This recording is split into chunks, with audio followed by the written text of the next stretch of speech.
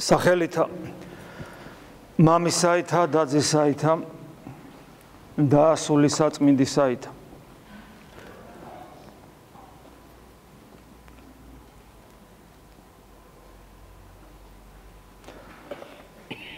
დღეს პავლე მოციქულის ძალიან საინტერესო პავლე მოციქულის ცხოვრებიდან ძალიან საინტერესო ეპიზოდია თვითონ პავლე მოციქული როგორ იხსენებს როგორ აჩვენა მას ღმერთმა სასუფეველი და გახსოვთ ეს მეორე კორინთელთა მიმართ ეპისტოლეშია და როგორ ამბობს შემდგომში პავლე მოციქული რომ ის რაც ნახა იმის წარმოთქმა გამოთქმა არის შეუძლებელი ადამიანურ ენაზე რაიმეს გამოთქმა რომ შეუძლებელია ეს ნიშნავს იმას რომ ჩვენი ადამიანური რესურსი თქვათ რაღაცა მოვლენის შემეცნებისა და შემდგომში მისი აღწერისა ბოლომდე გაცნობიერებისა ადამიანური რესურსი რაღაც აი მოვლენის შესამეცნებლად და მით უმეტეს გამოსათქმელად საკმარისი არ არის.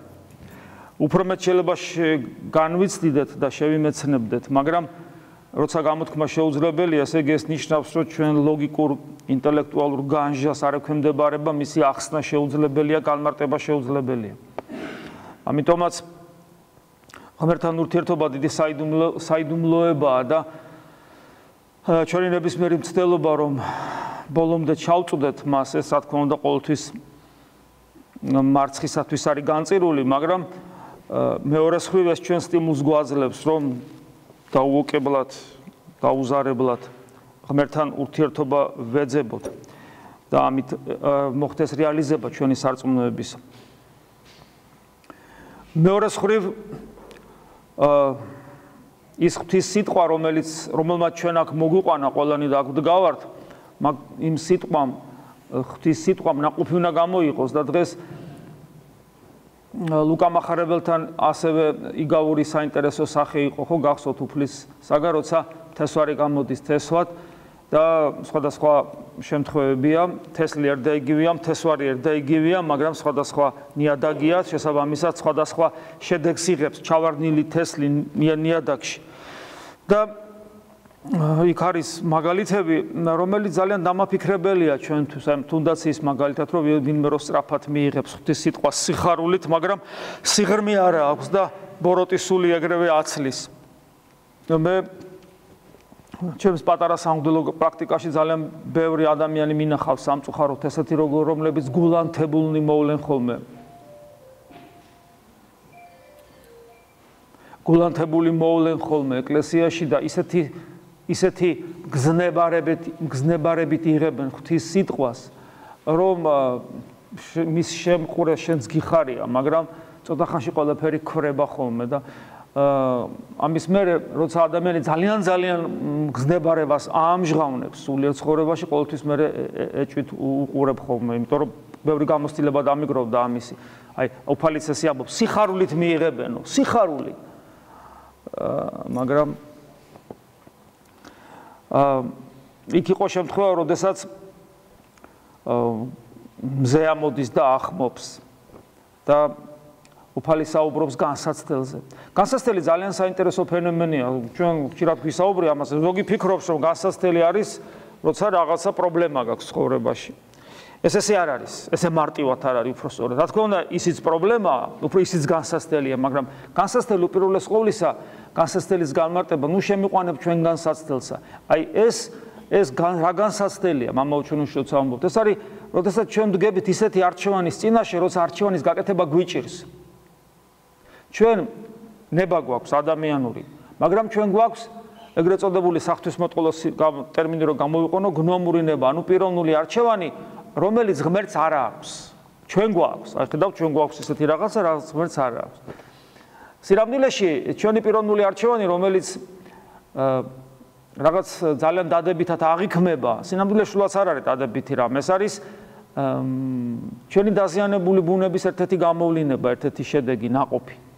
წესით, რა არის პიროვნული არჩევანი? როცა არის არჩევანი სიკეთესა და ბოროტებას შორის და შენ ფიქრობ და ხან ვერც კი ხვდები, რომელია სწორი. ეს ხო ხვდებით, ეს ჩვენი დაცემული ბუნების ნაყოფია, თორე წესით ადამიანს არჩევნის გაკეთება, თუ ადამიანი ბუნებით იქნება სრულყოფილი იმ გაგებით, რომ მისი დაცემული ბუნება სრულად იქნება განკურნებული, შენ არასოდეს არ მოგიწევს არჩევნის გაკეთება, იმიტომ რომ ყოველთვის შენი ბუნება მიდრეკილია სიკეთისკენ. მაგრამ ესე არ არის. ჩვენ ყოველთვის გვიწევს არჩევნის გაკეთება სიკეთესა და ბოროტებას შორის, შავსა და თეთრ შორის და ამას კიდევ ვინ ჩივის, თორსა ჩვენ ხშირად არჩევანი გვაქვს გასაკეთებელი რუხ ტონალობებს შორის და უნდა მიხვდე რომელი უფრო მუქია და რომელი უფრო ღია, რო ღიაზე გააკეთო არჩევანი და ამას კიდევ ვინ ჩივის, როდესაც ჩვენ ხვდებით რომ აი ეს უფრო ღიაა და ეს სწორია, ამ პირდაპირ თეთრიც კია, მაგრამ შენი დაცემული ბუნება თავისი ნებელობით მიისწრაფის პირდაპირ შავისკენ და შავი უნდა, აი პრობლემა ამაშია ზუსტად. ამიტომ ჩვენ გვაქვს ეს არჩევანი გასაკეთებელი და ეს არის ჩვენი ყოველდღიური შრომის საგანი, და ეს არის ძალიან რთული და ხშირად ჩვენ ვაგებთ ამ ბრძოლას. ძალიან ხშირად ვაგებთ ამ ბრძოლას. და ეს განსაცდელი, რომელიც ჩვენს გულში საღვთო თესლს გვაკარგინებს. სწორედ ეს პრობლემა და ეს განსაცდელია და ჩვენ სამწუხაროდ და ეს აქ ლაპარაკია მორწმუნეზე, ანუ იმ ადამიანზე, ვის გულში საღვთო თესლი ჩავარდა, ანუ ღვთის სიტყვა შევიდა, საღვთო მადლი შევიდა, ფესვიც კი გაიდგა, ანუ ჩვენზეა საუბარი. და აი იმის გამო რომ ჩვენ განსაცდელებს ვერ უმკლავდებით, ანუ ვერ ვაკეთებთ სწორ არჩევანს, ჩვენი დაცემული ბუნების მზე ყველაფერს განახმობს და აფუჭებს, შეიძლება ასე ითქვას. აი ამ კონტექსტში შეიძლება ჩვენ განვიხილოთ გარკვეული საკითხები, რომლის განხილვის დროსაც დავეყრდნობით ცისკრის, დღევანდელი ცისკრის, რომელიც გუშინ საღამოს იქნა წაკითხული, დღევანდელი ცისკრის სახარების საკითხავს. ეს არის იოანე მახარებლის მე-20 თავი. გახსოვთ ეს ადგილი, როდესაც მარიამ მაგდალინელი შეხვდება უფალს, კვდეთით ამდგარ მაცხოვარს. და ძალიან საინტერესოა ეს შეხვედრა. ძალიან საინტერესოა ეს შეხვედრა. აი მე წაგიკითხავთ ამ ამონარის რაღაც ნაწილს ამ შეხვედრის. რქვამას იესო მებახეს და უბრალოდ მებაღე ეგონება. ანგელოზ ესე დაინახავს რომ არ არის იქ რაც გახსოვთ ეს და მე დაინახავს მაცხოვარს, მაგრამ ვერცნობს, როგორც ემაუსის გზაზე მიმავალი ლუკა და კლეოპა ვერცნობენ მაცხოვარს, ეს ჩვენთვის საიდუმლოებაა, რატო ხდება ესე უფლის განგებულებით, რომ ადამიანები ვერცნობენ, მოწაფეები ვერცნობენ, კვდეთით ამდგარ მაცხოვარს და რომ დაინახავს მებაღე გონია, იმიტომ რომ აქ არ არის და იქ დგას ვინმე, რომელიც ვერ წარმოუდგენია თუ შეიძლება მაცხოვარი იყოს და მემტილე ეგონაო, მემტილე მებაღეს ნიშნავს. და საწაიღეო და მითხარიო და მეწამო გონია რომ მან წაიღო, მაგრამ მარიამის სიტყვებში არანაირი გაბრაზება, აგრესია არ არის, ეს სხვა თემაა საერთოდ, საოცარი ადგილია ეს. და ამ დროს ეს უფლის სიტყვები, რქვა მას იესო, მარიამ, ძალიან დიდი სითბო აი ამ სიტყვებში. მარიამ, დიდი სიყვარულია ღვთისა, მისი მოწაფისადმი, მისი უერთგულესი მოწაფისადმი. და მან ამ სიტყვებით იცნო უკვე მიიხილა მან გარეთ და რქვა ებრაელებ რაბუნი, რომელსაც ქვია მოძღვარ. და რაბუნი რაღაც უფრო ისე თბილად ნათქვამია, ხო, რაღაც ეს ჟერადობა ესეთი აქვს და მირბიოდა შემთხვევად მისა. ბუნებრივი რეაქციაა, რომ მივიდეს და აემხოს თაყვანისეს, ხო? და ამ დროს უცნაური სიტყვები ქრისტესი. რქვამას იესო, ნუ შემომეხები მე. უცნაურია ეს ადგილი. ძალიან უცნაური ადგილია. იქვე თუმცა განმარტებას აკეთებს უფალი, რამე თუ არღა ახსრულ ვარ მამისა ჩემის, ანუ ჯერ მე მამასთან არ ავსულ ვარ და მე რა ვარასულა. და არასულა მამასთან, მაგრამ ჩვეულებრივი ურთიერთობა იყო, ხო, უყვარდათ მაცხოვარი, ეხებოდნენ, ხო, აი ბუნებრივი რეაქცია მარიამის. ნუ რაღაც კატეგორიული ტონით. აგრეთ მარიამ მაგდალინელი არ მიუშვა მაცხოვარმა თავისთან რომ მას ნუ შემომეხები. მარიამ მაგდალინელმა ადამიანურად შეიძლება ითქვას ყველაფერი გააკეთა რაც ადამიანს შეეძლო გაეკეთებინა ქრისტეს ერთგულების საქმეში ასე ვთქვა. ყველაფერი გააკეთა მოციქულებზე უფრო ერთგულება გამოავლინა. უფრო გულმხურვალება, უფრო უშიშობა, მოციქულთა მოციქულად იქცა. ნუ ძალიან დიდია მარიამ მაგდალინელი, ძალიან დიდია, მოციქულებზე დიდია. და მას არ აქვს შესაძლებლობა მარცხოვას მიახლოს. აქ აი არა ახსოვარ მამისა ჩემის ესე ძალიან საინტერესოა. მაცხოვარი ამით გვეუბნება ყველას და მარიამს ეუბნება. ყველაზე ერთგულს ეუბნება. მე აღარა ვარ იმ მდგომარეობაში, რა მდგომარეობაშიც ვიყავი. მე აღარა ვარ ის ვარ, მაგრამ იმ მდგომარეობაში არ ვარ, უფრო სწორედ ესეა. ანუ ის ურთიერთობა, რაც შენ ჩემთან გქონდა და ჩემს მოწაფეებს გქონდათ, როგორც სულიერი მამაშვილობა, რომელიც უნდა გაგრძელდეს, მაგრამ სულიერი მამაშვილობა ოღონდ დედამიწაზე შეიძლება. ის ურთიერთობა ვეღარ გაგრძელდება. იწყება ახალი ტიპის ურთიერთობა, როდესაც შენ მე ფიზიკურად ვეღარ დამინახავ. ანუ ყდით აღდგარი მაცხოვარი ყდით აღდგარ მაცხოვარში განხთობის მეორე ეტაპი დაიწყო, რომელიც ამაღლებით განსრულდება და აი ამაღლებულ მაცხოვარს მაცხოვარი ხომ ადამიანური ბუნება ხო შეინარჩუნა ქრისტემ, იმიტომ რომ სხეულით ამაღლდა, დაждდა მარჯვენით მამისა. ანუ მას კვლავ აქვს ეს ადამიანური ბუნება, მაგრამ ჩვენ მასთან ურთიერთობის საშუალება არ გვაქვს. შენ ჩემთან ურთიერთობის საშუალება აღარ გაქვს. მიუხედავად იმისა, რომ ჯერ აქ ვარ, მაგრამ ეს დროებითია 40 დღის მერე მოხდება ჩემი ამაღლება ზეცად. ამიტომ ის ურთიერთობა რაც იყო ძველად, ვეღარ იქნება. ჩათვალე რომ მე მამასთან ვარ უკვე. და მე ჯერ მამასთან არ ავსულა, იმიტომ რომ მამასთან რო ავალ, მე უკვე ეგ მკითხვაც კი აღარ გექნება, სურვილიც ესე რომ შემეხო, იმიტომ რომ ვეღარ შემეხები. ვეღარ დამინახავ შენი ფიზიკური თვალით, ადამიანური გზნობის ორგანოებით. და იმისათვის რომ იყო ჩემთან, მაინც რომ იყო ჩემთან. უკვე ადამიანური რესურსი აღარ არის საკმარისი.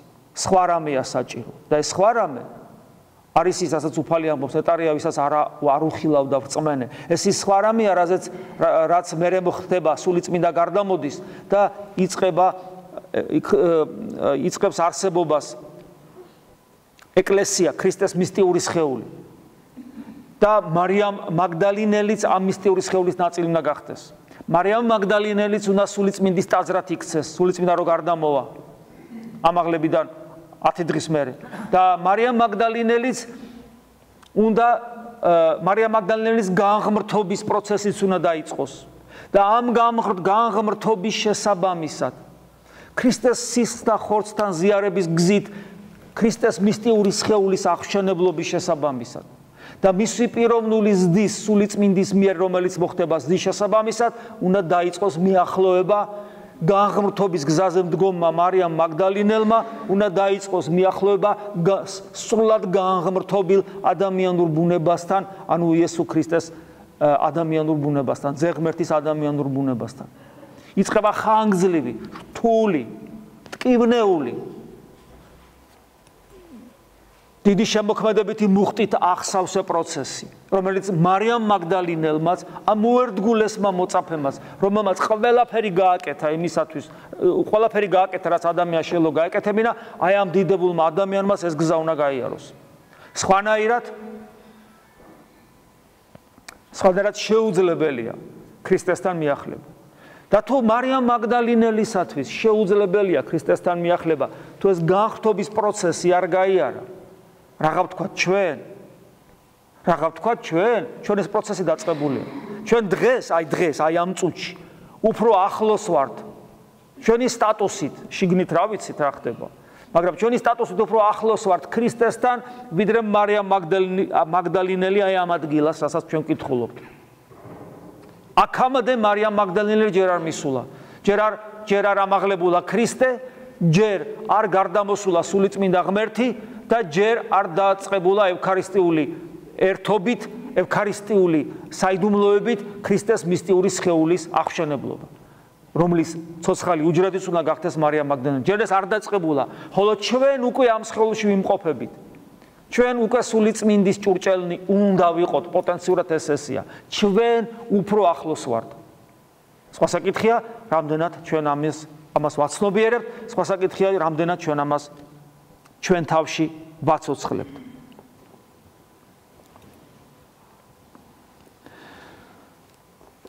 უფალი უნდა აღვიდეს მამასთან.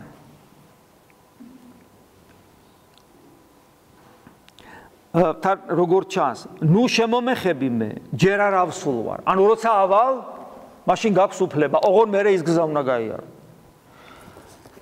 და ქრისტეს ნება, გახსოვთ მისი ეს ხშირად მithქვას ხოლმე, მისი ეს გამონათქვამი იმპერატიული ტონით, მნებავს, სადაც მე ვარ, თქვენც იქ იყოთ. და სად არის ქრისტე? სამპიროვანი ღმერთის წიაღში, ანუ სასუფეველში, ანუ სამოთხეში. მისი ადამიანურ ბუნებაზეა, მის ადამიანურ ბუნებაზეა საუბართ, რომ ღმერთი მამისა და სულიწმინდის თანაარსია. მამა, ძე და სულიწმინდა ღმერთის ადამიანური ბუნება ყოვლა წმინდა სამების წიაღში, ანუ სამოთხეში. და აი აქ არის ძალიან საინტერესო სიტყვები იგივე სახარებაში მე-20 თავში იოანესი. როცა ეუნება, რომ ჯერ არ ავსულ ვარ და ამიტომ ნუ შემომეხები, შემდეგ ეუნება. რა თქმა უნდა, ეუნება მათთვის, მოციქულებისათვის და ჩვენთვის გასაგებად ამბობს, ჩვენზეც ეუბნება. წარვეთ ძმათა ჩემთა, ძმებს უწოდებს. ვიცით ეს ადგილის მეგობრებსაც უწოდებს, ხო? წარვეთ ძმათა ჩემთა და არ ქუმათ, ანუ უთხარი მათ. და ეს არის საოცარი სიტყვები. აღვალ მამისა ჩემისა, გასაგებია. და ამ დროს აგზელებს და მამისა თქვენისა. ქრისტე ამბობს, ძე ღმერთი ამბობს მამა ღმერთზე, მამა ჩემი, მაგრამ ამ დროს გეუნება, რომ შენი მამაც არის ის. იმიტომ ხარ შენ ჩემი ძმა. და რადგან შენი მამა და ჩემი ძმა რო ხარ, ასევე იმიტომ ხდება შენი მამა. აგზელებს ღვთისა ჩემისა, ეს გორ თუ არ ვცდები, ერთადერთი ადგილია წმინდა წელი, სადაც ძე ღმერთი თუ არ ვცდები, ერთადერთი ადგილია ძე ღმერთი მამას ღმერთად თავის ღმერთად მოიხსენებს. მაგრამ ამას ჩვენთვის აკეთებს. ღვთისა ჩემისა და აგზელებს და ღვთისა თქვენის. აი ეს ადგილი მე ვფიქრობ ძალიან მნიშვნელოვანია და კიდევ ერთხელ მიანიშნებს ჩვენს სტატუსზე, ჩვენს მდგომარეობაზე, პოტენციაში, რომელსაც თითოეული ჩვენთაგანი უნდა ეზიაროს.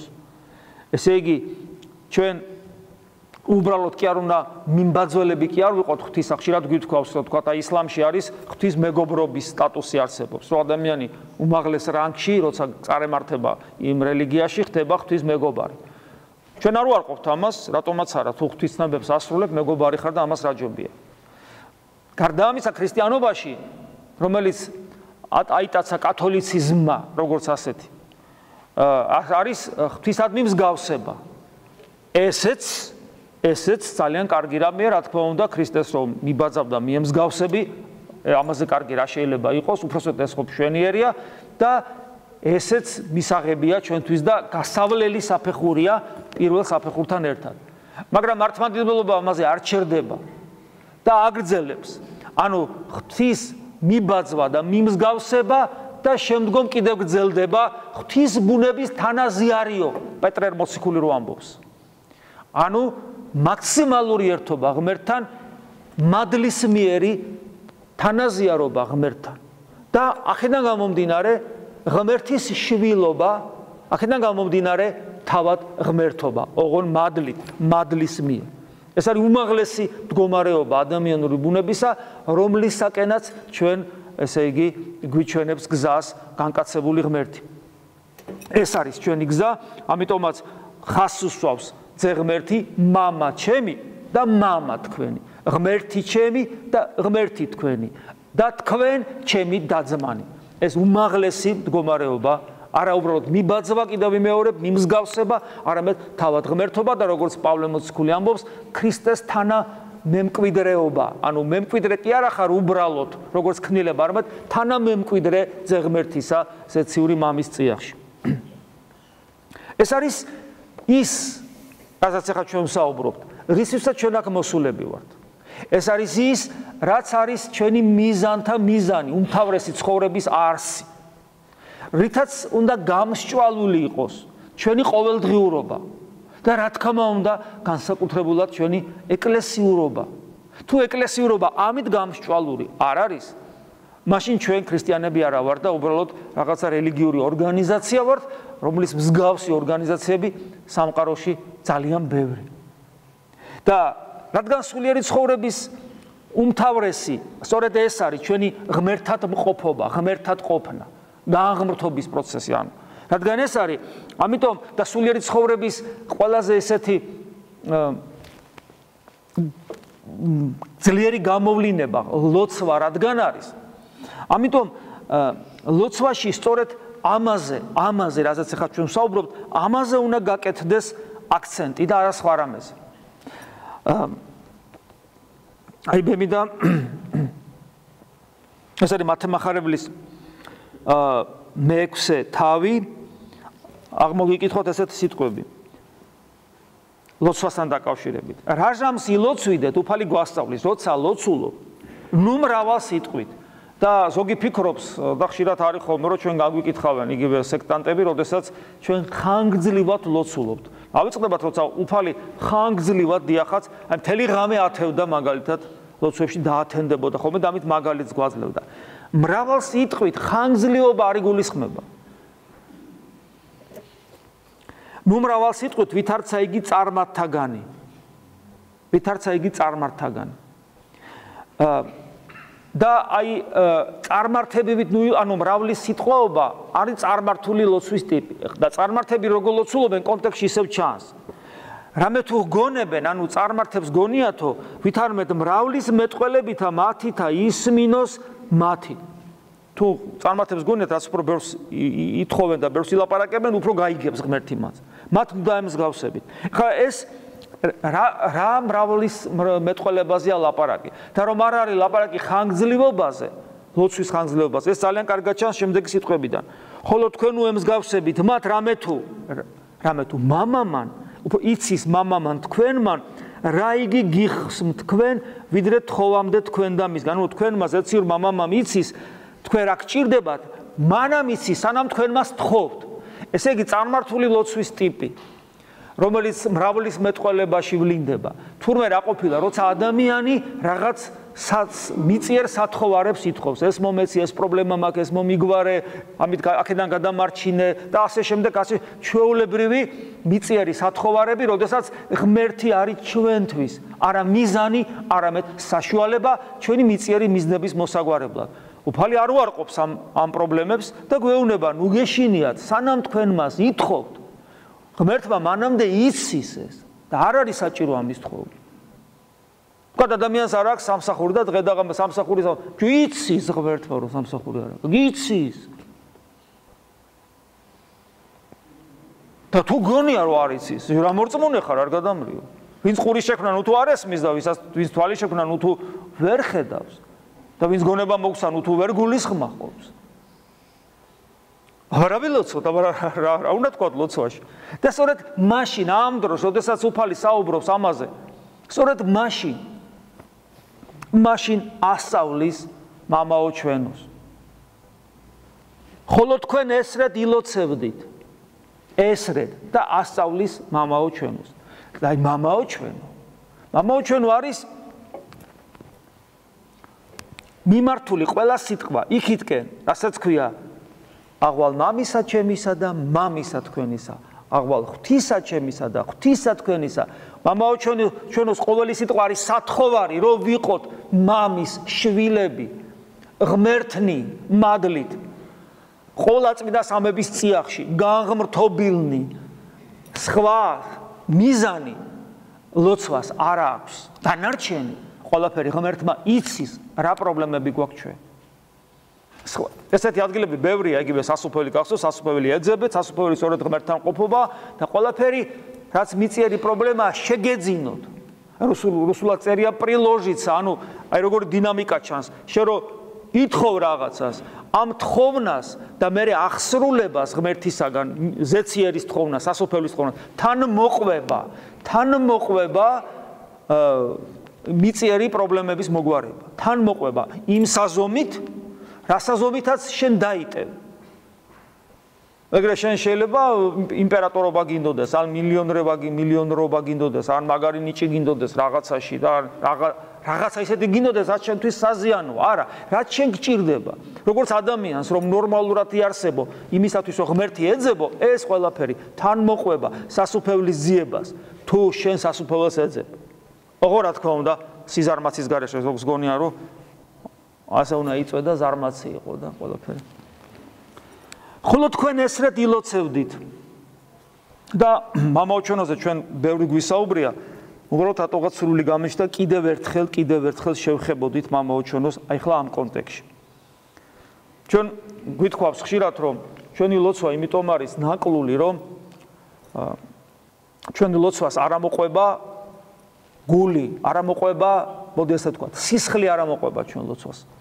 ჩვენ რაღაცა განსასწრელი რო იყოს, თქვა და ეხლა ხშირად მithქვა ჯვარი წერია და მიწისძვრა რო იყოს, ადამიანები რო დაფრთხებიან ხოლმე, აი მე ღმერთო გვიშველე, ღმერთო, ანუ რაღაცა, ნუ ესეთი მიწიერი განსასწრელი ფიზიკურ სიცოცხლეს რო ეხება, ადამიანს ძლიერი ლოცვა აქვს ამ დროს, მართლა გულით ღმერთო. იმიტომ რომ ის სათხოვარი მისი გულიდან ამოდის, მას ეს სჭირდება სასიცოცხლოდ. სასუფეველში მყოფობა ჩვენ გვჭირდება სასიცოცხლოდ და მას უნდა ქონდეს ის მგზნებარება, რაც დაღუპის პირას მყოფ ადამიანს აქვს, როცა ღმერთს ევედრება, ღმერთო ეხა გადამარჩინე. ეს მგზნებარება ჭირდება, იმიტომ რომ ჩვენ გადასარჩენი ვართ, ჩვენ არა ვართ გადარჩენილები, ჩვენ დიდ ორმოში ვიმყოფებით, უსასრულო სიღრმის ორმოს ფსკერზე ვიმყოფებით.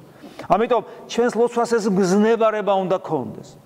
და თითოეული სიტყვა ლოცვისა, როგორც ხშირად გეუბნებით ხოლმე და სამწუხაროდ კვლავ მოდიან ადამიანები ამ სამრევლოდან დიახაც, მოდიან ადამიანები და აღმოჩნდა რომ არიციან როგორ ილოცონ, მიუხედავად იმისა რომ აღარ ვიცი ამაზე მეტად როგორ დავღეჭოთ და როგორ მივაწოდოთ ადამიანებს, თუ როგორ უნდა ვილოცოთ. კვლავ იღებენ ტექსტს და მიყვებიან შედეგი 0. არაფერი შედეგი არ აქვს ამას. იმიტომ რომ ყოველი სიტყვა უნდა გავითავისოთ.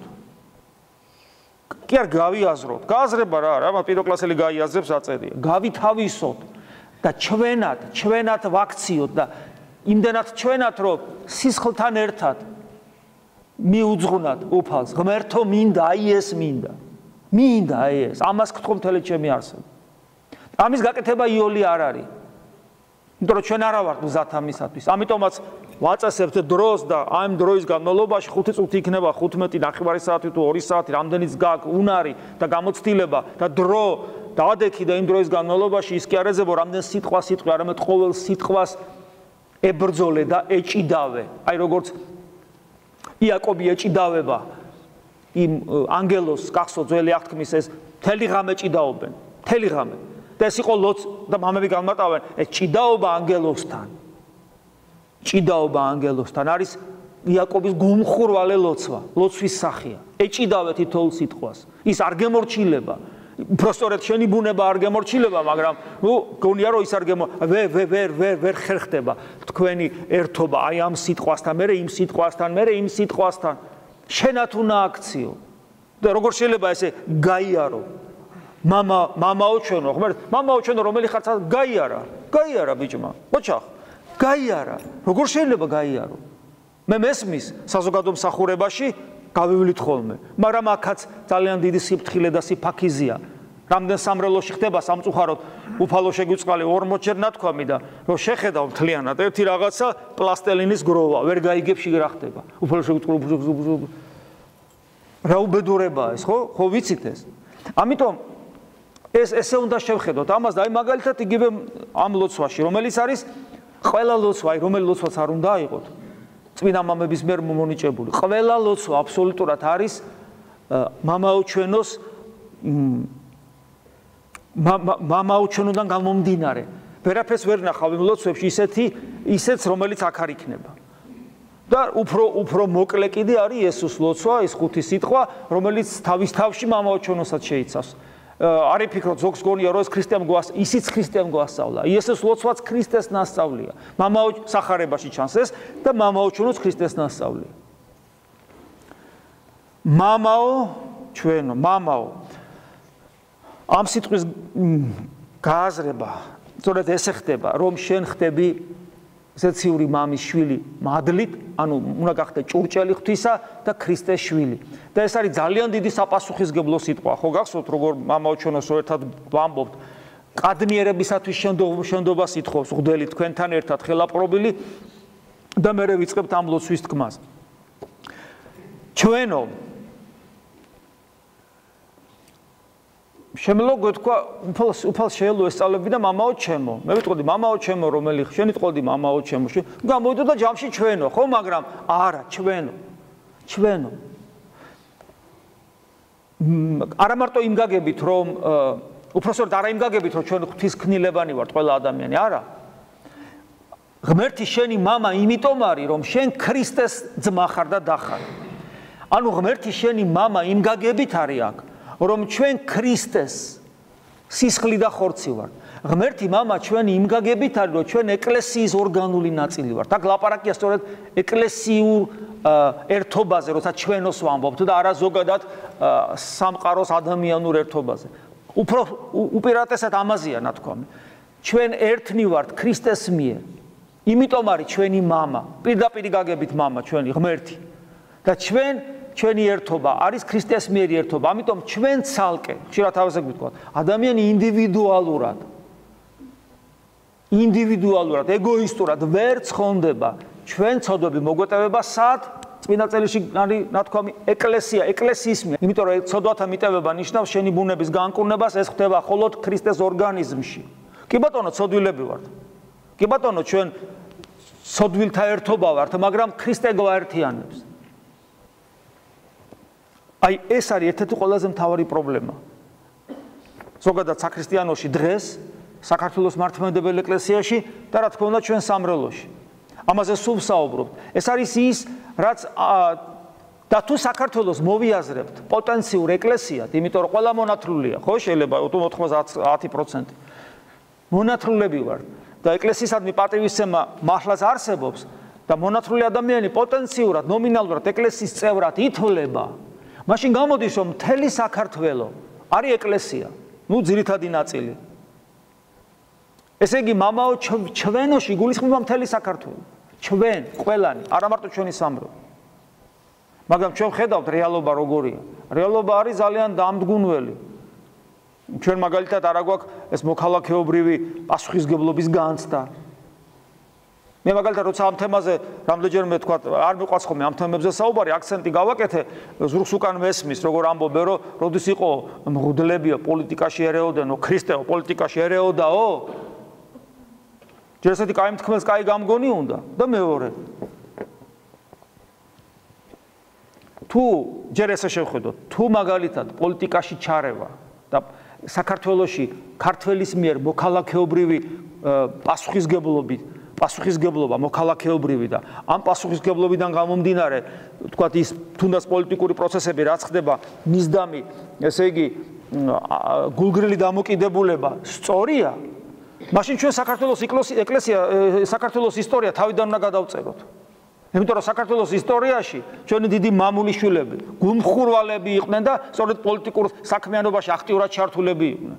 მაშინ უნდა გადავხაზოთ საქართველოს ისტორია, ვის ეყופה ესეთი კადნიერება, უბრალოდ თავხედობა, რომ თქვას, რომ ჩვენი მთელი წინაპრები, რომელთაც ძალიან დიდი ნაწილი წმინდანებად არიან შერაცხილები, გადასახაზია მათი ხედვა და ესე იგი ერეოდენ თურმე პოლიტიკურ ცხოვრებაში.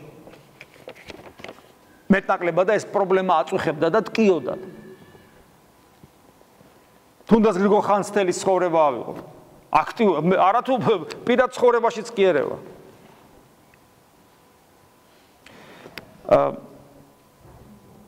მე ვფიქრობ, რომ ეს სერიოზული პრობლემაა ქართველი ერისა და ეს ცრუსულიერება. ჯერ ერთი ქრისტე არ ერეოდა, ეს ბავშვური, ჯერ ერთი სახარება პირდაპირ მიგვანიშნებს იმაზე, რომ დიახაც ეს ნორმალურია ჩარევა, იმიტომ რომ სახარებაში ჩვენ აღკარად ხედავთ, რომ ჯარისკაცებმა უნდა შეინარჩუნონ სამხედროებმა თავიანთი სამხედროობა, ანუ ეს ვალდებულება, კვლავ მათ ვალდებულებად რჩება, მეზვერეები, ანუ ეს არიან მებაჟეები, კვლავ უნდა ანუ სახელმწიფო მუშაკები და სახარება მათ კი არ უგზალავს ამ საქმიანობას, არამედ ეუბნება, რომ პატიოსნად იმსახურათ. ეს უკვე ნიშნავს, რომ სახელმწიფო სტრუქტურების შენარჩუნების წინააღმდეგ ქრისტე არ მიდის. სახელმწიფო სტრუქტურების წინააღმდეგ ქრისტე არ მიდის. ეს დამოკიდებულება სახელმწიფოსადმი, როგორც და ეს მოქალაქეობრივი გზნობის დაკნინება და სრული ნიჰილიზმი, ეს არის ან სექტანტური პრინციპია იეჰოვას მოწმეებს რო ჭირთ, ან მაგალითად კრიმინალური სოფხედელობა არის ასევე ესეთი, რომელსაც არ შეუძლია ამის ატანა და ვერ ეგუება და სრული ნიჰილიზმი აქვს სახელმწიფოებრივი სტრუქტურებისადმი. და ცრუსულიერება. როცა ფიქრობ, რომ ეხლა შენ არის რა თქმა უნდა ერთი გამონაკლისი ბერობა და მონოზნობა რო ქვია. მაგრამ როცა შენ არც ბერი ხარ და არც მონოზონი, ბერი და მონოზონი ითი განსხვავდება იცით ჩვენგან. იმით კი არ განსხვავდება, ზოგი რო ფიქრობს, რომ იმათ უნდა სულიერი ცხოვრება ქონა ძალიან ღრმა და იესოს ლოცვა ილოცონ და ჩვენ სულიერი ცხოვრება არ უნდა ქონდეს, მაგრამ ჩვენთვის ეს ღრმა ლოცვა საჭირო არ არის. ამით არ არის, ამაში არ არის განსხვავება. ჩვენც და ბერებმაც თანაბრად უნდა ვეძებოთ ღმერთი და თანაბარი ძალისხმევა უნდა გავწიოთ იმისათვის, რომ გონიერი ლოცვა ვისწავლოთ და ხშირად ვიყოთ უფალთან. განსხვავება სხვა რამეშია. განსხვავება იმაშია, რომ ბერი ჩემგან განსხვავებით მოწყვეტილია მიწიერ პრობლემებს საერთოდ მოწყვეტილი. როგორ არის სხვა საკითხია, ეგ ცალკე თემაა კიდე. მაგრამ საერთოდ მოწყვეტილია, მას არ უნდა ქონდეს არაფერი საზრუნავი მიწიერი. არაფერი აბსოლუტურად. ანუ ჩემი მდგომარეობა კიდევ უფრო მძიმეა, მეტყვი რომ ისიც უნდა მქონდეს და ესეც სხვა გზა არ მაქვს, ერში როცა ვარ, ოჯახი როცა ყავს, შვილიშვილები, მშობლები, ყველაზე ზრუნვა გევალება. ბერს ეს აღარაფერი აღარ ევალება. ბერს ქველმოქმედებაც აღარაფერი აღარ ევალება. გარდა გულმხურვალე ესე იგი ლოცვისა. მაგრამ მიუხედავად ამისა, აი მაგალითად იონე ოქროპირის ერთ-ერთ ცნობილი ქანდაკებების შესახებ იქ არის ესეთი შემთხვევა, როცა მეფემ შეიძლება იმპერატორმა უსამართლოდ გამოილაშქროს ქალაქზე ანტიოქიაში და უდანაშაულოები დასაჯონ და ხალხი შიშის მოლოდინშია. დამნაშავეები იყვნენ, მაგრამ იმათ გამოსხვები დაისაჯო. და სანამ მეფე ჩამოდის, ვიღაცებს იჭერენ და აპატიმრებენ და უსამართლოდ, თან იქ სასჯელი ახლა 4 საუკუნე არ დაგავი, ზოგს ხელს მოჭრიან, ზოგს ენას მოჭრიან, ზოგს თვალებს დათხრიან, ზოგს სიკვდილი დაჟიან, ძალიან იმპერატორი შეურაცხეს. და ამას რო იგებენ მეუდაბნოე მამები. არა საერთო საცხოვრებლიდან, სადაც კიდო იოლია მაინც, არამედ მეუდაბნოე მამები, განდეგილები იგებენ. რომლებიც ზოგი რამდენიმე ათეული წელი ადამიანი არ ენახა, არ ჩამოსულა ქალაქში, ამას რო იგებენ, რომ უდანაშაულო ახალგაზრდები შეიძლება დაისაჯონ, სანამ იმპერატორი ჩამოვა, რომელსაც კიდე შეიძლება შეიწყალოს, ჩამოდიან და მთელი დღეების განმავლობაში, შეიძლება კვირეების განმავლობაში სასამართლოს კიბეებზე ზიან მდუმარედ, პროტესტის ნიშნად, რომ უდანაშაულო ახალგაზრდები არ დაისაჯონ. და რომ დაელოდონ იმპერატორის განჩინებას. ამის მერე ჩვენ შეიძლება მოგვიტრიალდეს ენა. ეს არის მე-4 საუკუნის ბიზანტიის იმპერია. და ჩვენ შეიძლება მოგვიტრიალდეს ენა და ვთქვათ, რომ რაც უნდა ის უქნიათ, კაცო, მე ხო კარგად ვარ. რას ქვია რაც უნდა ის უქნია? შენი ქვეყანაა, შენი სამშობლოა. ჩვენ ეკლესია ვარ, ხელისუფლებაში მართლმადიდებელი ადამიანები არიან. 7 მყუდრო მსახურება გვჭირდება, ამას ვითხოვთ ყოველთვის წირვის დროს. ცხოვრება გვჭირდება, როგორ შეიძლება გულგრილი იყო, მაგრამ ეს ნიჰილიზმი მოქალაქეობრივი. ეს საერთო დაავადებაა და რომელიც მრევლშიც ძალიან მშვენივრად არსებობს. იგივე მაგალითად ჩვენს კონკრეტულ სამრევლო ცხოვრებაში, როდესაც ჩვენ სულ ამბობთ, რომ მე არ მინდა რომ ჩემი მიზანი იყოს, რომ ჩვენი მრევლი მისიონერობდეს. მე მინდა ჩვენი მიზანი როგორ უნდა იყოს. მე თქვენს გარეშე არ ვარსებობ. მე თქვენთან ერთად ვარ. ჩვენ ერთი სხეულის ნაწილი ვართ. ჩვენ ერთად უნდა მისიონერობდეთ და პასუხისგებლობის განცდა უნდა იყოს საერთო ამ საქმეში. მე მესმის, მე ადვილი არ არის, მაგრამ სხვანაირი ქრისტიანობა მე ვერ წარმომიდგენია. ჩვენ რომ დაკნინებული გვაქვს ეს პასუხისმგებლობის განცდა და ჩვენ ინდივიდუალურად და ეგოისტურად მოვდივართ აქ. იცი რაში ჩანს კიდე? ჩვენს გარე პერიმეტრში, როგორც კი აქედან გავდივართ, უდიდესმა უმრავლესობამ მრევლიდან არც კი იცის. აქ რა კეთდება და რა არის გასაკეთებელი კიდე. უდიდესმა უმრავლესობამ არ იცის ერთმანეთის პრობლემები და ტკივილი. აი მან არ იცის იმას რა ტკივა, იმან არ იცის იმას რა ტკივა, არაფერი არ ვიცით ჩვენ ერთმანეთის. ჩვენ ვართ კენჭები ჩაყრილი ერთ ტომარაში. და სინამდვილეში ჩვენ უნდა ვიყოთ კიდევ მემორება ერთი ორგანიზმი, სადაც თითოეული ჩვენთაგანი უცოცხალი უჯრედია, რომელსაც სასიცოცხლო კავშირი აქვს სხვა დანარჩენ უჯრედებთან. ერთ-ერთი ჩვენი სულ ამას ვამბობთ, ერთ-ერთი ჩვენი საქმე რაც უნდა იყოს, იმიტომ რომ ღმერთმა დაგვანახა სწორი გზა და გვინდა რომ გავავრცელოთ, არის მისიონერობა, რომ გავიტანოთ ეს ცოდნა, რაც ჩვენ ღმერთმა მოგცა, გავიტანოთ. რაც თქვენ მოგწონთ, ასევე მსახურება მოგწონთ, თქვათ ეს ყველა რაღაცა ისწავლეთ, ხო? და ამისათვის ჩვენ მაგალითად ერთ-ერთი საშუალება იყო, რომ გავაკეთეთ სააქტო დარბაზი, ათონის წმინდათვის სააქტო დარბაზი, სადაც ხშირად გვითქვია, რას ვაკეთებთ? მოგყვავს ერის წარმომადგენლები, მათ შორის ძალიან ბევრი არაეკლესიური და ძალიან ხშირად მათ შორის არიან ადამიანები, რომელმაც დაკარგეს პატივისცემა ეკლესიისადმი, ჩვენი ბრალია ეს რომ დაკარგეს, ეკლესიის ბრალია და ასევე ისინი არიან ცნობადი სახეები. და ჩვენ გვინდა რომ ჩატეხილი ხიდი აღვადგინოთ, რომ მათი აქ მოსვლით, მათი გული გათბეს ეკლესიისადმი და ეს გაიტანონ გარეთ და პლუს მათ ვაჩვენოთ, რას ნიშნავს ნამდვილი ქრისტიანული სამრევლო, გნებავთ ქრისტიანული თემი. თემი ძალიან მაღალი მდგომარეობაა, სადა გვაქვს, სამრევლოც არა გვაქვს, მაგრამ დაუშვათ. მაგრამ სამწუხაროდ თქვენი მხრიდან სული პასიურობაა და მე ახლა ამას თემას იმიტომ შევეხე, რომ აი ახლა იყო ამ კვირას შეხვედრა ერთ-ერთ ცნობილ მუსიკოსთან. ის მუსიკოსი ძალიან ცნობილი მუსიკოსია საქართველოში და ძალიან პატივსაცემი. ეკლესიისადმი კეთილგანწყობილი, თლად გაეკლესიურებულიც არა. და ჩვენდამი რაღაც პატივისცემის გამო მოვიდა და ძალიან საინტერესო შეხვედრა იყო და მერე ჩაპლინის ფილმზე საკუთარი იქვე კომპოზიცია გააცოცხლა იქვე ძალიან საინტერესო იყო ყველა თავის საკუთარი კომპოზიცია ძალიან საინტერესო და თავარი ეს ხო არ არის ჯერ ერთი მუსიკავისაც უყვარს და ან ცოტათი ესმის იმისთვის საინტერესო იყო მაგრამ თავარი ეს არ არის თავარი ის არის რასაც მე ვამბობ და დიდი სამბით რაღაც თითქმის არავინ არ იყო ისე შემცხვა აი სად დავმალულიყავი არ ვიცოდი რა აი სად დავმალულიყავი არ ვიცოდი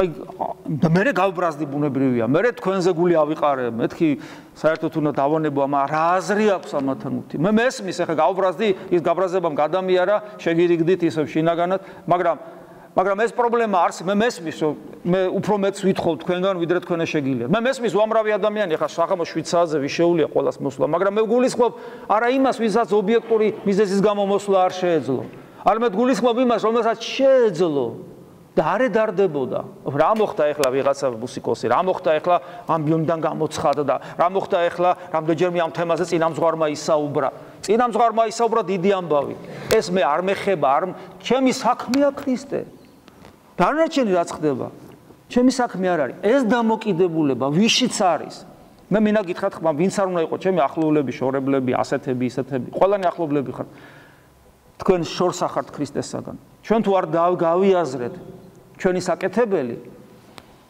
რა ვიცი ინდივიდუალისტურად ეგოისტურად ვერავინ ვერ ცხონდება ასე რომ ყოველი ადამიანი რომელიც ამას ვერ ხედავს ნუ ჩემი გულის ტკენა ეგ არაფერს არ ნიშნავს თუმცა ძალიან გავბრაზდი მაქსიმალურად იმიტომ რომ ძალიან უხერხულ სიტუაციაში აღმოჩნდი მე მქონა რომ ამხელა მრევლი როა და აქედან 50 კაცი ვერ შეგროვდება 20-იც ვერ შეგროვდა არ ვიცი რამდენი იყო ხო ეს არის ძალიან სამარცხვინო საქმე და თან მოვიყვანე როგორ იცი აი და იმათი განწყობა მე ხო არ იმათ გულში ხო არ ვზივარ ნუ შემცხვა მაგრამ იმათ გულში შეიძლება ეფიქრათ რომ აი ესეც შენი მრევლი რომელიც როგორ რას ამბობენ რა როგორიაო მრევლი რას ამბობენ სოციალურ ქსელებში მრევლი როგორიაო ბნელები აი ბნელები არაფერი არ აინტერესებს ელიტარული მუსიკოსი სერიოზული ძალიან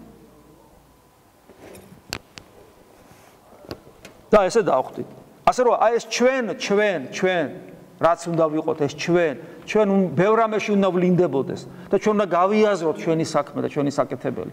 და რა თქმა უნდა, მოქალაქეობრივი თვით შეგნება, რომ რა მნიშვნელობა აქვს მნიშვნელობა. აქვს.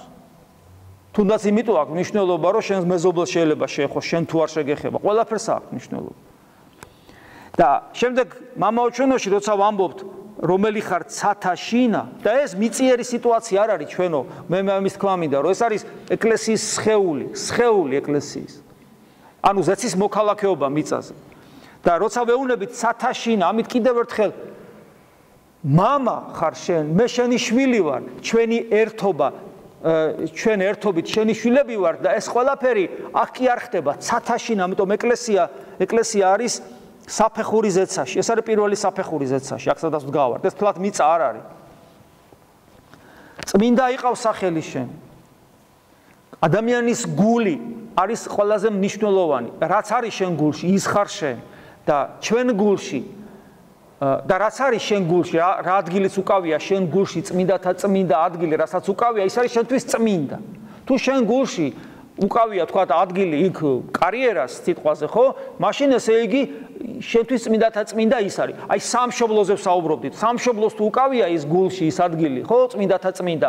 შენთვის სამშობლოა წმინდათა წმინდა, მაგრამ არა გეუბნება მამაო ჩვენ. მხოლოდ ღმერთს უნდა ეკავოს ის ადგილი. მხოლოდ არც სამშობლოს, არც დედას, არც მამას, არც შვილს, არავის, მხოლოდ ღმერთს. და მერე უკვე ღმერთთან ერთად ყოფნას რაც დაიტევს. რაც ვინც და რაც შეძლებს რომ ღმერთთან იყოს. მხოლოდ ღმერთი, ამიტომ წმინდა იყავს სახელი შენ ჩემში, წმინდათა წმინდათაში, მხოლოდ შენ უნდა იყო წმინდა და სხვა არაფერი. ესეც სეციური სათხოვარია. მოვედინ სუფევა შენი. სულ ამბობთ, არ შეიძლება ითხოვდე რაღაცას და არ გესმოდე რა თითხოვდეს. სუფევა შენი, ანუ შენი სამეფო. რა არის ქრისტეს სამეფო? რას ნიშნავს? ეს არის მეფობა მამისა, ძისა და სულიწმინდისა. ქრისტე გვეუბნება, რა უნდა გაკეთდეს იმისათვის, რომ ეს სამეფო ჩემში დამკვიდრდეს, უნდა გვიყვარდეს. ვისაც მე უყვარ ვარ, მას მამა შეიყვარებს, მე მამას ვთხოვ და სულიწმინდა მოვა და ჩვენ მამაძე და სულიწმინდა ამ ადამიანში შევალ და დამკვიდრდებით. აი ეს უნდა მოხდეს ჩვენში. ეს არის ჩვენი საკეთებელი. იყავ ნება შენი. ნებელობა, ანუ აქტიური საღვთო ენერგია. რომლითაც უნდა იყოს თითოეული ჩვენთაგანი სავსე. იყავ ნება შენი ჩემში, იმიტომ რომ ჩემი ნება არის ის, რომელიც სულ აფუჭებს. ჩემი ნება არის ის, რომელიც ჩემ პიროვნებას სულ არჩევანის წინ აყენებს. და სულ ეს არჩევანი მტკივნეული გასაკეთებელია, ძალიან მტკივნეული. და როდესაც ჩემ დაცემულ ნებას შენი ნება ჩაანაცვლებს, მე უკვე არჩევანი გასაკეთებელი აღარ მექნება. ჩემი პიროვნება ყოველთვის მიხვდება. აი ეს არის თეთრი, ეს არის ნათელი. მე აღარ მექნება ბრძოლა, შინაგანი. და ადამიანი დამშვიდდება და ბედნიერებით აღივსება. იმიტომ რომ მან დაისვენა ამ დაცემული ბუნების მუდმივი შემოტევებისაგან. პური ჩვენი არსობისა მომეთ ჩვენ დღეს. მამაო ჩვენოში ჩვენ სულ მუდამ ვითხოვთ ქრისტესთან ერთობას, იმიტომ რომ ეს პური სწორედ ის პურია, რომელსაც იესო ქრისტე ქვია. მე ვარ პური, რომელიც გარდა მოვხეთ ზეცით, გახსოვთ უფლის სიტყვები. ანუ ადამიანი მამაო ჩვენოს ამდენჯერად სიტყვის დღეში იმდენი ხნის განმავლობაში, იმდენჯერ ითხოვს ქრისტესთან ერთობას. და წარმოგიდგენიათ, აი, როცა ადამიანი წირვაზე დგას და ლოცულობს, გალობს, კითხულობს, ესმის და არ ეზიარება. სულ ტყუის. აი ყველა ეს სიტყვა, მამაო ჩვენო, ცათაშინა, წმინდა იყავ, სუფევა შენი, ნება შენი, პური ჩვენია, ყველაფერი არის ტყუილი. ტყუის ადამიანი აქ რო არის. იმიტომ რომ ამბობს და მე ზურგს აქცევს ქრისტეს და გადის. არ შეიძლება ამის გაკეთება. მე ვიცი, ობიექტური მიზეზები არსებობს. თუ ობიექტური მიზეზი არსებობს, ეს კიდე საპატიებელია, მაგრამ ძალიან ბევრ შემთხვევაში ეს არის ისეთი ობიექტური მიზეზი, რომელიც სინამდვილეში სუბიექტურია. მე შევქმენი ეს მიზეზი. მე მინდა რომ ესე ვიყო და მე ვარქმევ ობიექტურს და ვარ უზიარებელი და ამ სიტყვებს ესე ვისვრი უკაცრავად და ტყუილია ეს ყველაფერი. სიყალბია ეს ყველაფერი. დაახლოებით იმას გავს მოსანათლი რომ ბავშვი რო ყავდა ნათლია რო დგას და კაცი რომელსაც აზე არ არის არაფერი არ უნდა და შეუდგები ქრისტეს რა ვარ შეუდგებია შედგომილ ვარ, კი, მწამსი ხო, აი მწამსი რაღაცას კითხულობს და მასკარადი. ჩვენ ვართ ამის ავტორები, მღვდლები სამწუხაროდ. იგივე მასკარადს ვმართავთ ჩვენ მღვდლები, როდესაც ადამიანები არიან ჩვენში სამრელოში და არათუ არ ეზიარებიან, ძალიან ხშირად ჩვენ არ ვაზიარებთ, ვეუბნებით, რომ ასე ხშირი ზიარება რა ამბავია. აბა რა ვქნათ? მასკარადი გავუმართოთ. აჰა, თქვით ეს ყველაფერი და მეტი არაფერი. ასე რომ ესე ძალიან მნიშვნელოვანია, რომ გვახსოვდეს, რას ნიშნავს ეს სათხოვარი და მომიტევეთ ჩვენ თანანადებნი ჩვენი ვითარცა ჩვენ მიუტევებთ თანამდებთა მათ ჩვენთან. იყვენით მოწყალენი ვითარცა ზეციური მამა თქვენი მოწყალია. აი ამაზეა საუბარი. მომიტევე მე, ისე როგორც მე მიუტევებ, ანუ ჩემი მიტევების ხარისხი უნდა იყოს ღმერთის მიტევების ხარისხი. აბა ჩვენ შევხედოთ საკუთარ თავს. პატარა რაღაცაზე შემოგხედავს ადამიანი და მორჩა. იმ წამსვე აბა ბოქდები. ხარისხი ნახეთ როგორია. იყავით მოწყალე, ვითარცა თქვენი ზეციური მამა მოწყალე. ამ ხარისხით რომ მიუტევებ, მაშინ ღმერთი ყველაფერს მოგიტევებს. მაგრამ პრობლემა იცით რაშია? ჩვენ ხანდახან ვფიქრობთ, რომ მოსატევებელი მაინდა-მაინც არაფერი გვაქვს. ჩვენ ხო კარგები ვართ, ჩვენ ხო კაი ტიპები ვართ. რა გვაქვს ახლა ესეთი მოსატევებელი? რაღაცა პატარა, უმნიშვნელო, მაგი რა არის? ღმერთი მაპატიებს, მოწყალია. და შენ რომ არ გავხარ ღმერთს, შენ რომ ვერ ხედავ შენ დაცემულ ბუნებას და შესაბამისად კი არ პატიებ, არამედ განიკითხავ, ეს უგჭირს ჩვენ, ეს პრობლემა გვაქვს. ამიტომ როცა ჩვენ მამაოჩვენოში ამ სიტყვებს ვამბობთ, ვითარცა ჩვენ მიუტევებთ, ყოველთვის გავიხსენოთ რა მიტევებაზეა ლაპარაკი. იყავით ისეთი მოწყალე, როგორც ღმერთია მოწყალე. ესე განში გამოდის, რომ მე ყველას ქრისტეს თვალებით უნდა უყურო, მას საკუთარ მკვლელებზე მამაო მიუტევე, რამე თუ არ იციან რა საკეთებენ. ქრისტეს თვალებით თუ არ ხედავ ადამიანს, შენი ხედვა არ არის ჯანსაღი, როგორც ქრისტიანისა და ჩვენ ხო სულ პრობლემა გვაქვს ეს.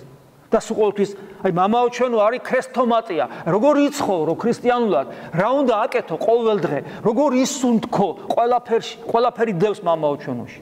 და აი ესე, აი ამ პრინციპით ნებისმიერი ლოცვა, ნებისმიერი ფსალმუნი, ყველაფერი ამ პრინციპით თუ წაიკითხავ და არ იჩქარებ და არამედ ყოველ სიტყვას ახე სიტყვა რა არის, აბა ეს რას ნიშნავს? დაჯექი, ჩაფიქრდი, ჩაუღმავდი, არა უჭირს დრო რო გადი, შეხო დანიშნული გაქვს 20 წუთზე მეტი დრო არა მაქვს, არა უჭირს, დარეკოს 20 წუთი. აი მამაო ჩვენოც ვერ მოვასწარი, შეიძლება 20 წუთზე მეტი ვლაპარაკობ ეხლა მე მამაო ჩვენოზე და მამაო ჩვენო ვერ ჩავედი, ვერ მოვასწარი. დარეკაზარი, დახურე წადი, ნუ მოვასწრებ.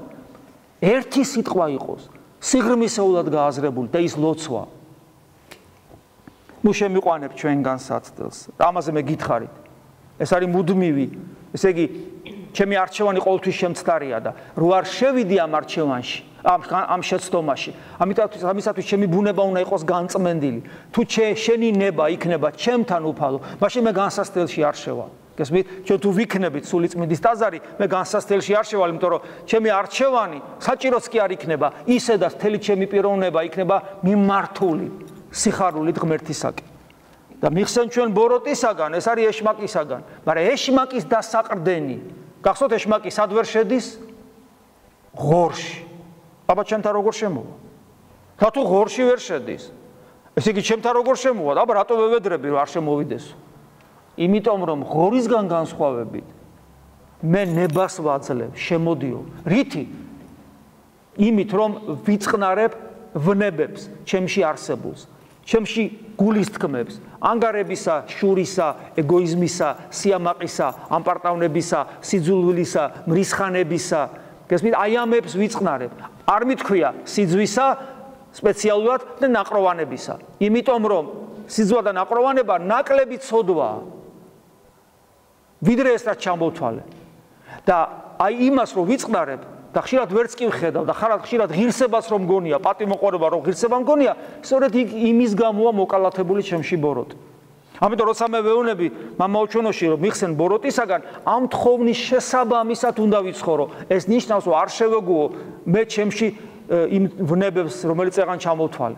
სხვანაირად ეს სიტყვები მიხსენ ბოროტისაგან ცარიელ სიტყვებად იქცევა, როცა ვითხოვ და არაფერს ვაკეთებ. აი ეს არის ის გზა, რომელიც უნდა გავიაროთ, რომ მე ქრისტესთან ჩვენი შეხვედრა მოხდეს. სხვანაირად კიდევ ვიმეორებ. სხვანაირად მარიამ მაგდალინელი, რომელიც აი ძალიან დიდი იყო, ისიც კი ვერ მიახლა ქრისტეს. და ჩვენ როგორ შევძლებთ ქრისტესთან მიახლებას. და თუ სწორად ვიცხოვრებთ, მაშინ ის თესლი, რომელიც ჩვენში ჩავარდნილია, კეთილ ნიადაგზე აღმოჩნდება, დათესილი და აღმოცენდება და 100 წილ ნაყოფს გამოიღებს. და მაშინ ჩვენც პავლე მოციქულთან ერთად შევძლებთ, მივიღოთ, შევიგზნოთ ის სიტყვები, რომელიც მან და ვიხილოთ ის სასუფეველი და გავიგოთ ის სიტყვები, რომელიც მას ესმა, რომლის გამოთქმა ვერ შეძლო, მაგრამ სულიწმინდის მიერ ჩვენში გამოთქმული იქნება. იმიტომ რომ ჩვენ ზეცის მოქალაქეობას აქვე დავიწყებთ მიწაზე და ჩვენთვის მართლაც ეკლესიაში მყოფობა იქნება არა ტაძარში მოსვლა. ადამიანი, რომელიც არ ეზიარება, ის ტაძარში მოდის. ადამიანი მხოლოდ მას შეიძლება ეკლესიაში მოვიდეს, როცა ეზიარება. და ჩვენთვის ტაძარში მოსვლა კი არ იქნება, არამედ ეკლესიაში მოსვლა. ანუ სასუფევლის პირველ საფეხურზე დგომა, რომელიც მერე ზეცაში აგვიყვანს.